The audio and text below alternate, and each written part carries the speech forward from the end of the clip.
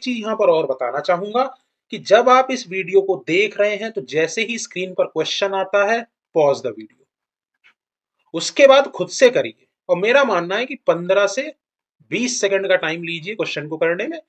नहीं होता है थोड़ा टाइम और ले लीजिए, लास्ट 30 सेकंड ले लीजिए, ठीक है।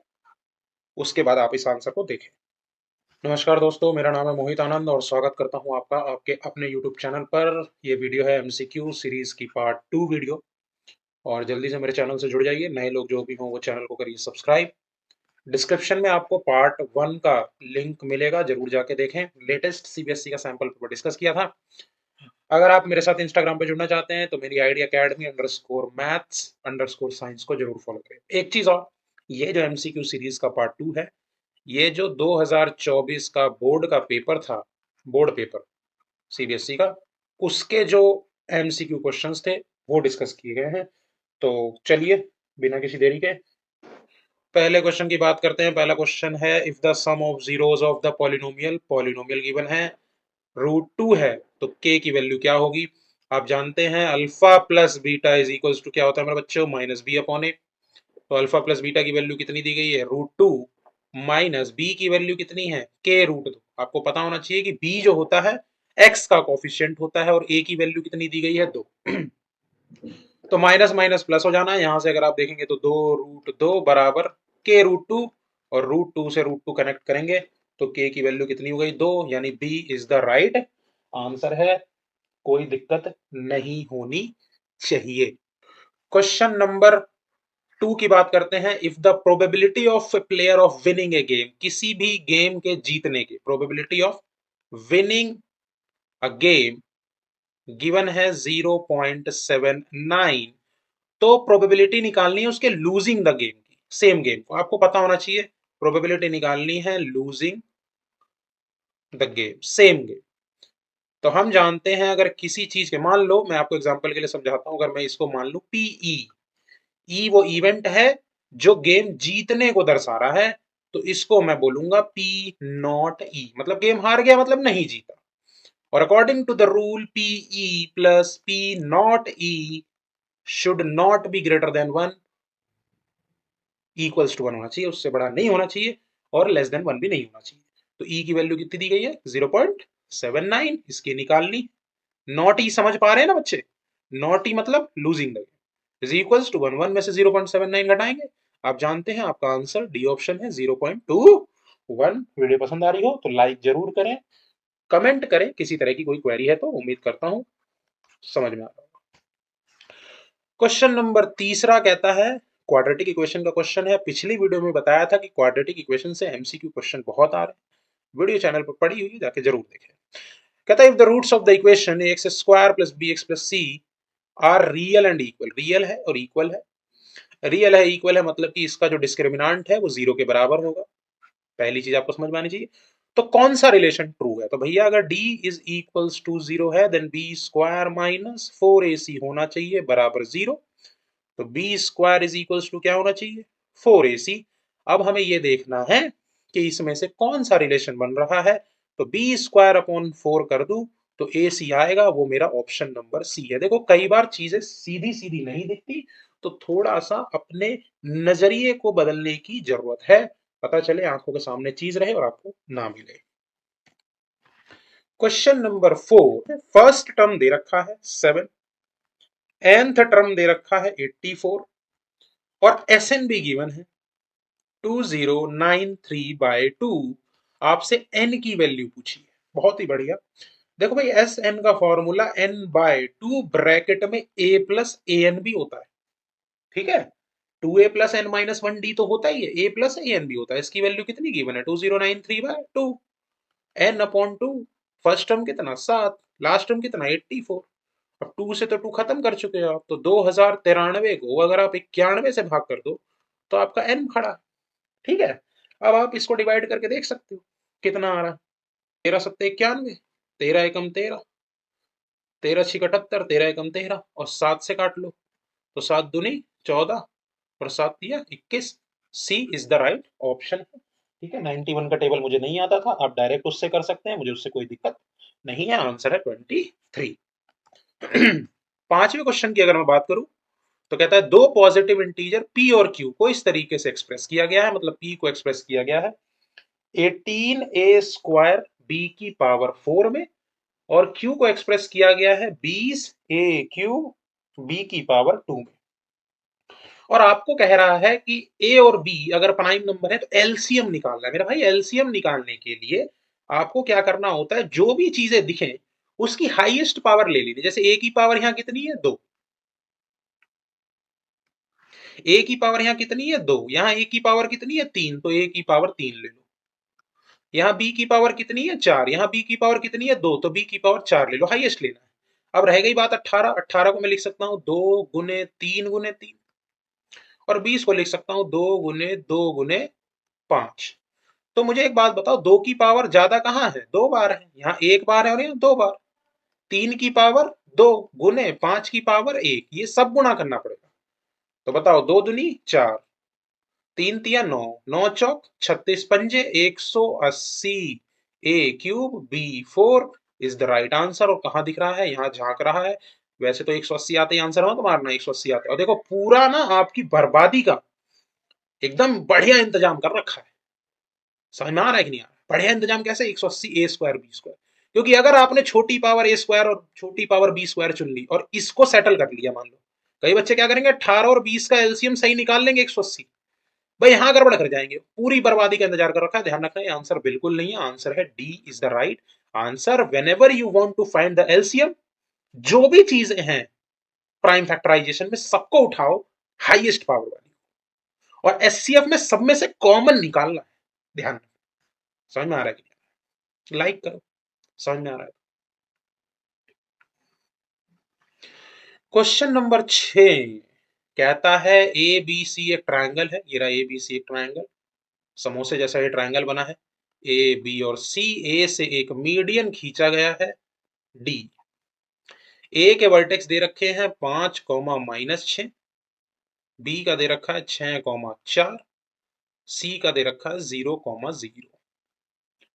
कहता है एडी की लेंथ निकालनी है। भैया एडी की लेंथ निकालने के लिए डी का कोऑर्डिनेट चाहिए। मैं आपको एक बात बता दूं, मीडियन क्या करता है, मीडियन बाइसेक्ट करता है साइड को जिस पर वो गिरता है, ऑन विच इट फॉल्स। तो भैया ए से खींचा गया मीडियन किस पे है, बीसी पे, तो बीसी के टुकड़े बराबर कर देगा।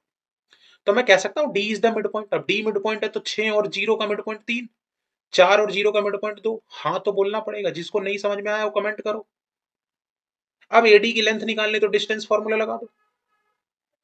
समझ में आ रहा है कि नहीं आ रहा है, 5 माइनस 3 का स्क्वायर प्लस -6 माइनस 2 का स्क्वायर, तो कितना हो जाएगा 4 प्लस 64। आंसर कितना आ गया, √68। खत्म हो गया, tata bye bye good bye see you. अरे बोलो भाई, ये ध्यान रखना, median bisect the side on which it falls, altitude नहीं है कभी, यहाँ तुम 90 बना दो। आइए अगले क्वेश्चन पे। Question number 7, sec theta minus tan theta बराबर m, sec theta plus tan theta की वैल्यू बताइए। अगर आपको आइडेंटिटी याद है कि sec square theta minus tan square theta 1 होता है, तो A square minus B square का रूल लगाएं तो sec theta plus tan theta होना चाहिए, और इधर होना चाहिए sec theta minus tan theta, A square minus B square यही होता है बराबर 1। अब मुझे एक बात बताओ, मुझे क्या निकालना है, sec theta plus tan theta निकालना है। और sec theta minus tan theta की वैल्यू कितनी दी गई है, m दी गई है। मल्टीप्लाई में उधर जाएगा तो क्या हो जाएगा, डिवाइड में। तो आंसर हो गया 1/m। कहाँ है कहाँ है कहाँ है, ये रहा, धप्पा कर दिया आपने, फटैक से फुर कर दिया क्वेश्चन नंबर 7 ट्रिग्नोमेट्री के MCQ को।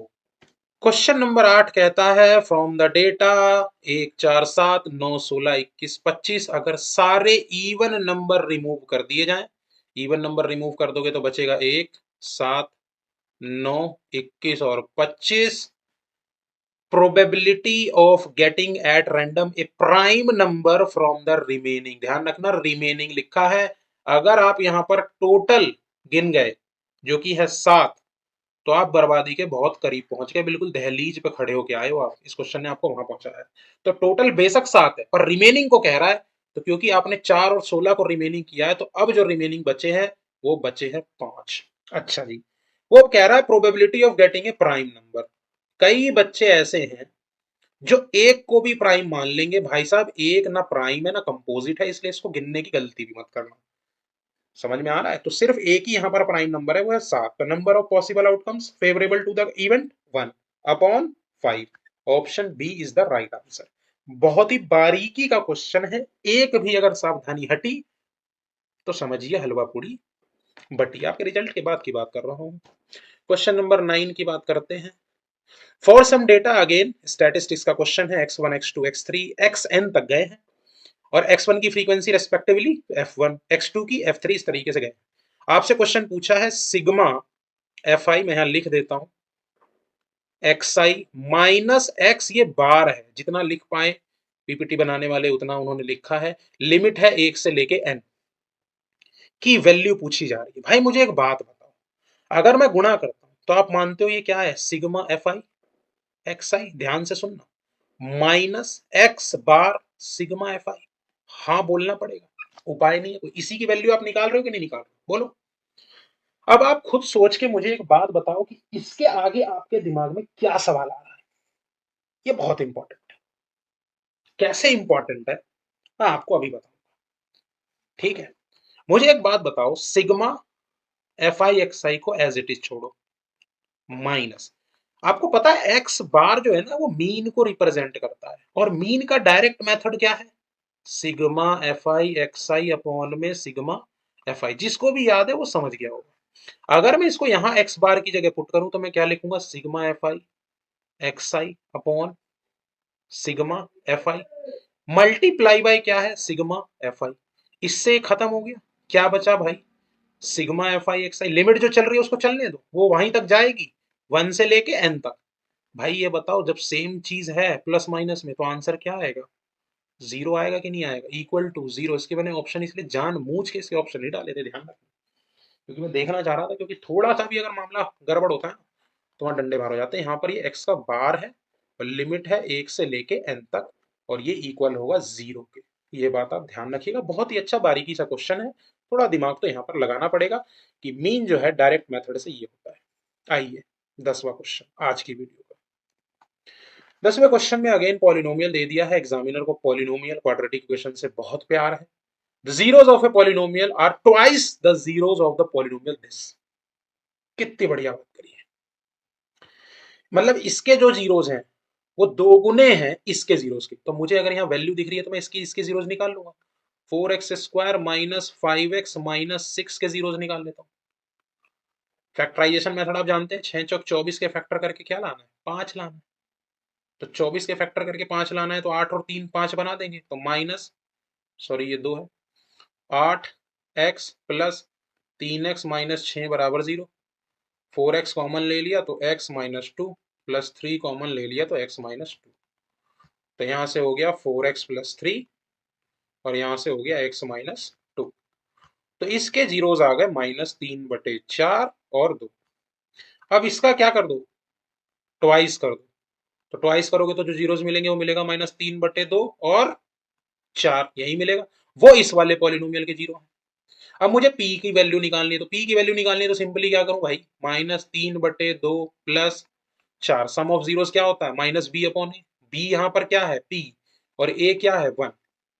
-3 प्लस 8/2 बराबर -p। तो भाई 8 में से 3 गए, 5/2 माइनस का क्या यही होगा p का मान? हाँ बोलना पड़ेगा। जिसको भी ये क्वेश्चन समझ में आया हो वो वीडियो को लाइक तो बिल्कुल करे, बिना लाइक किए नहीं जाओगे, धरती माँ की कसम है आपको। -5/2। दोबारा बता देता हूँ, इस वाले पॉलिनोमियल के जीरोस निकाले हैं, उन जीरोस का ट्वाइस किया है, क्वेश्चन में कहा है, और फिर सम ऑफ जीरोस लगा के p की वैल्यू निकाल दी है। क्वेश्चन नंबर 11 देखो भाई, एमसीक्यू सीरीज है, ज्यादा टाइम ले नहीं सकता, इसलिए स्पीड आपको थोड़ी फास्ट लगेगी, थोड़ा सा मैनेज करिए, स्पीड बढ़ाइए, बोर्ड के एग्जाम बिल्कुल पास है, तो ज्यादा टाइम आप भी ना लें।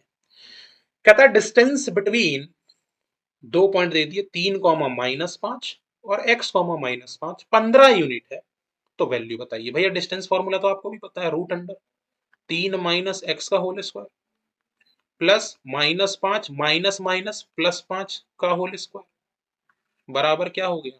15। रूट हटाना है तो स्क्वायर लगा दो, 3 माइनस एक्स का होल स्क्वायर, ये तो खत्म हो गया, बराबर 15 का स्क्वायर कितना हो जाएगा 225। अब 3 माइनस, अब देखो यही बहुत बड़ा खेल हो जाना है। 3 माइनस एक्स बराबर, अगर जैसे ही मैं इसके स्क्वायर हटाऊंगा तो यहाँ दोबारा कितना हो जाएगा 15। लेकिन अगर आप ध्यान से देखें ना तो प्लस माइनस 15 होगा। भाई रूट 4 है तो बाहर निकलता है प्लस माइनस 2, पता होना चाहिए आपको। तो यहां से x की वैल्यू कितनी आएगी, माइनस एक्स की वैल्यू, अगर मैं प्लस 15 लू माइनस 3 जाएगी तो x की वैल्यू कितनी आएगी माइनस 12। कईयों के तोते उड़ने वाले हैं अब यहाँ, गारंटी है इस बात की। माइनस एक्स, अगर मैं माइनस 15 लू माइनस 3 लू तो x की वैल्यू कितनी आएगी 18। आंसर देख लो -12 और 18। अब जिनके दिमाग में पल्ले नहीं पड़ा उनको मैं एक और नमूना पेश करता हूं यहाँ पर इस क्वेश्चन के लिए। देखो आप क्या करते, 3 का स्क्वायर 9 प्लस एक्स का square x square minus 6x बराबर 225, आप यही करते, ए माइनस बी का होल स्क्वायर खोल लेते, तो x square minus 6x minus 216 इधर हो जाता बराबर 0। अब आप 216 के फैक्टर करके आपको 6 लाना होता। सबसे बड़ा चैलेंज तो ये कि 216 समझ में आ रहा है कि नहीं आ रहा, और क्या लाना है 6। तो भाई करो 216, दो एकम दो, 2 से 108 कट गया, 2 से 54, 2 से 27, 3 दिया 9, 3 से काटोगे 3, ऐसे ही करते। फिर आप इसमें पेयर बनाते क्योंकि आपको 6 लाना है। 3 दिया 9 दूनी 18 और 3 दूनी 6 दूनी 12, तो x square minus 18 x plus 12 x minus 216 बराबर 0। मेरे को पता है आपको बोरिंग लग रहा है, x minus 18 plus 12 x minus 18 बराबर 0, तो एक्स प्लस 12 और एक्स माइनस 18 बराबर 0। तो भाई एक्स क्या आ रहा है -12 और 18, मैंने यहाँ उर्दू किया है। जब मुझे दिख गया कि इस स्क्वायर को हटाया रूट को तो यहाँ स्क्वायर लगा, अब यहां फिर स्क्वायर हटाऊंगा तो यहां क्या लग जाएगा रूट, तभी तो 3 माइनस एक्स बराबर कितना आया 15। लेकिन एक बात ध्यान रखना, रूट से जब भी कोई संख्या बाहर आती है तो प्लस माइनस दोनों का साइन लेके आती है। एक बार प्लस लेके -12 लाया, एक बार माइनस लेके प्लस का 18 लाया, आंसर हो गया। तो मैं काहे को जाऊं इतना करने, इसका करने का कोई मतलब है नहीं है। थोड़ा शॉर्ट ट्रिक अपनाओ, मैथ एंड साइंस एकेडमी से पढ़ के गए हो तो दिखना चाहिए। 12वां question again, cos A plus B बराबर 0। तो कॉस ये पूरा है, ठीक है, पीपीटी में ऐसे ही लिखा जाता है, ये है cos A plus B bye 2 निकालना है आपको, ये है क्वेश्चन। बताइए क्या होना चाहिए। खैर चलिए, आपको नहीं पता तो कोई दिक्कत नहीं है, पहली बार नहीं है कि आपको नहीं पता। भाई साहब कॉस ए प्लस बी बराबर 0 दे रखा है, मुझे बस कमेंट करके बता दो कि 0 कॉस की कौन से एंगल की वैल्यू होती है। बहुत बढ़िया कमेंट आया, 90 डिग्री। तो बताओ, कॉस से कॉस कट गया तो ए प्लस बी बराबर कितना आ गया 90 डिग्री। अब मुझे क्या चाहिए, डिवाइड बाय 2 कर दो, तो इधर भी कर दो, इक्वेशन पर कोई फर्क नहीं पड़ेगा। अब कॉस ले लो ए प्लस बी बाय 2, तो इधर क्या आ जाएगा कॉस 45। तो आपको पता है कॉस 45 1/√2, कहाँ है कहाँ है कहाँ है, A is the right answer. Question number 13 कहता है a solid sphere is cut into 2 hemisphere. ये सॉलिड स्फीयर है, इस तरीके से कुछ होगा और इसको 2 हेमिस्फीयर में काटा गया। The ratio of the surface area of sphere to that 2 hemisphere taken together. समझ रहे हैं आप बात को, मतलब कहने का ये है कि अगर मान लो इसकी रेडियस आर है और उसको 2 में काटा गया है, तो भाई उसके कहने का मतलब है 4πr², स्फीयर की रेडियस हो गई, और 2 × 2πr²। आपने 2πr² दिया, आपने सिर्फ ध्यान दीजिएगा, आपने सिर्फ इसका लिया सरफेस एरिया। भाई उसने दोनों का बोला है ना, तो आप इसका ये वाला एरिया कौन लेगा, यहाँ 3πr² लेना है क्योंकि टोटल सरफेस एरिया लेना है। स्पेयर ऐसा होता है, अगर आपको थोड़ा सा भी आपकी बेसिक कैलकुलेशन और बेसिक मैथमेटिक्स अच्छी है तो ऐसे तो 2 है ना, ये समझ में आ रहा है। तो ये हो जाएगा 4πr² अपॉन 6πr²। खत्म कर दो, 2:3 आएगा आंसर। कहाँ है ये रहा, सी ऑप्शन। क्वेश्चन नंबर 14 पिछले वाली वीडियो का भी एक क्वेश्चन रहा है, इस वाली वीडियो में भी पूछा गया है। और आपको पता है, मैंने आपको बताया था कि middle most observation every data arranged in order is called median. ठीक है, ध्यान रखना, भूल मत जाना। और बोला था कि मीन, मीडियन और मोड में एक फॉर्मूला है, अभी भी बोल रहा हूं, उस फॉर्मूले को कमेंट करके बताओ कि वो फॉर्मूला क्या है। Question number 15 surface area and volume का क्वेश्चन। ठीक है जी, कहता है the volume of the largest right circular cone, जो काट के निकाला जा सकता है सॉलिड क्यूब से, जिसकी एज 2 सेंटीमीटर। भाई एक बात बताओ, अगर ये क्यूब है, ध्यान से समझ लेना, क्योंकि इस चैप्टरों में ना जिसको फिगर समझ आ गई उसको सारा खेल समझ में आ गया। तो अगर आप इसमें से सबसे लंबा कोन निकालना चाहते हो काट के, तो पहली बात तो आपको ये पता होना चाहिए कि हाइट ऑफ कोन भी 2 सेंटीमीटर से बड़ी नहीं हो सकती, ठीक। दूसरी चीज, जब आप काट के निकालोगे तो जो मैक्सिमम डायमीटर उस कोन के सरफेस का हो सकता है, मतलब डायमीटर ऑफ कोन, वो भी उसको क्यूब के एज से बड़ा नहीं हो सकता, मतलब वो भी कितना होगा, 2। तो जब डायमीटर 2 है तो रेडियस कितनी हो गई, 1 सेंटीमीटर। अब क्या पूछा उसने, वॉल्यूम पूछा। तो वॉल्यूम है 1/3 पाई आर स्क्वायर एच। बोलो भाई, तो क्या हो गया, 2/3 पाई सेंटीमीटर क्यूब। कहाँ है ऑप्शन 2/3 पाई, ये रहा option D is the right option है। कोई आपको किसी भी तरह की गुंजाइश नहीं होनी चाहिए। बात ध्यान रखना, जब ये कोन कटेगा तो कोन की मैक्सिमम हाइट इस एज से ज्यादा बड़ी नहीं हो सकती, और इसका डायमीटर भी इस एज से बड़ा नहीं हो सकता। बस ये समझ गए तो खेल हो गया। क्वेश्चन में कोई रॉकेट साइंस नहीं। क्वेश्चन नंबर 16 प्रोबेबिलिटी का क्वेश्चन है। दो डाइस रोल टुगेदर, दो डाइस को एक साथ पासे को फेंका गया। प्रोबेबिलिटी निकालिए getting sum of numbers on two dice. 2 है, 3 है और 5 है। ध्यान दो, 1,1 ऐसे बनेगा, सैंपल स्पेस 1,2, 1,3 इस तरीके से जाएगा 1,6 तक। फिर 2,1 से लेके जाएगा कहाँ, 2,6 तक, इस तरीके से 3,6 तक, 4,6 तक, 5,6 तक, 6,6 तक। टोटल 36 सैंपल स्पेस बनेंगे जब दो पासों को एक साथ फेंका जाएगा। उम्मीद करता हूं ये सैंपल स्पेस मतलब कि आपको समझ में आ रहा होगा नंबर ऑफ पॉसिबल आउटकम्स क्या है। अब हो सकता है दोनों पासों पर आई संख्याओं का सम 2 भी हो, 3 भी हो और 5 भी हो, तो इसके फेवर में आता हूं।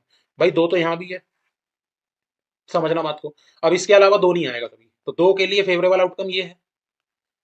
3 के लिए क्या है,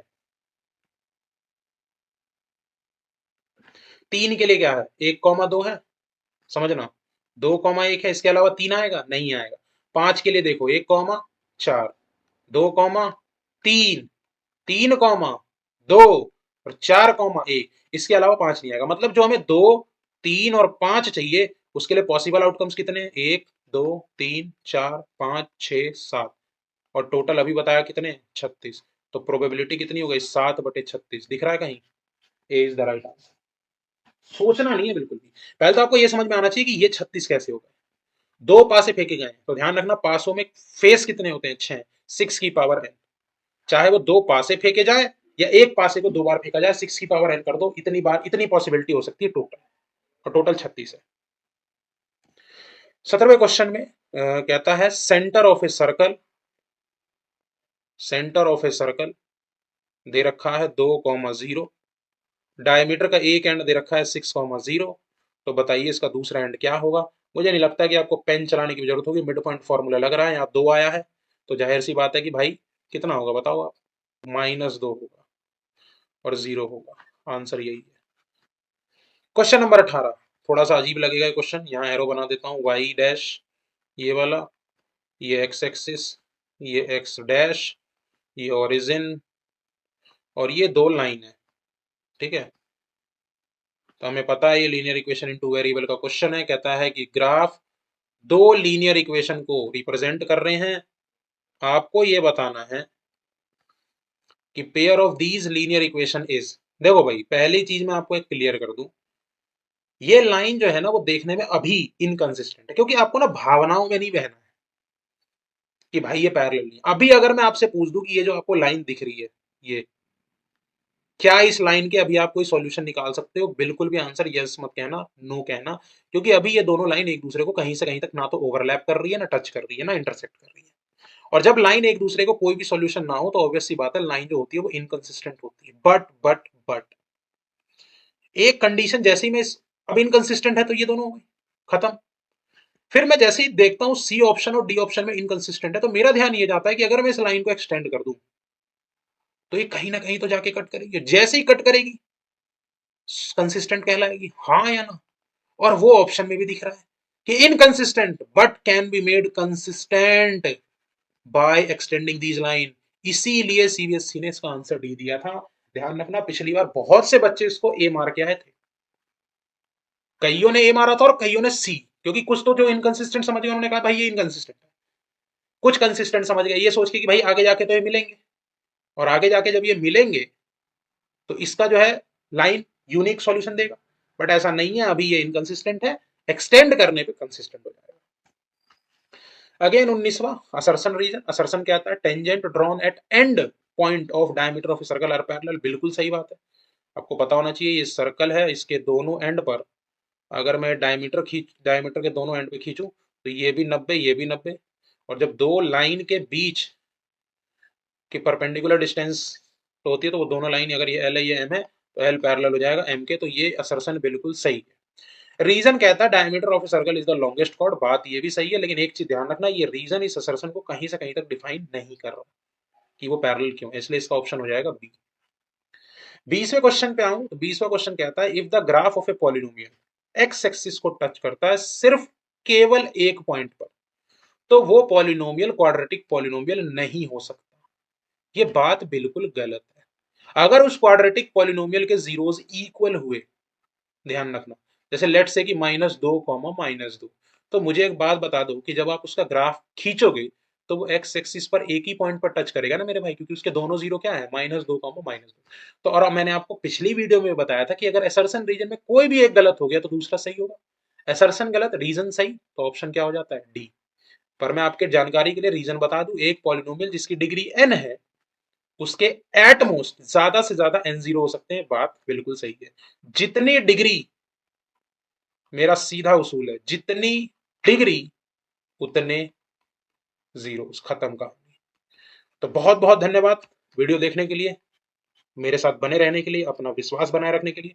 वीडियो पसंद आई हो तो लाइक करें, शेयर करें, कोई क्वेरी है तो कमेंट करें, चैनल को सब्सक्राइब करना बिल्कुल ना भूलें, ये है इंस्टाग्राम आईडी, जाके फॉलो का बटन बनाएं। मिलते हैं अगली वीडियो में एमसीक्यू पार्ट 3 में, और हो सकता है तो साइंस का पार्ट 1 भी लेके आऊं बहुत जल्दी। तब तक के लिए ध्यान रखिए, जय श्री राम।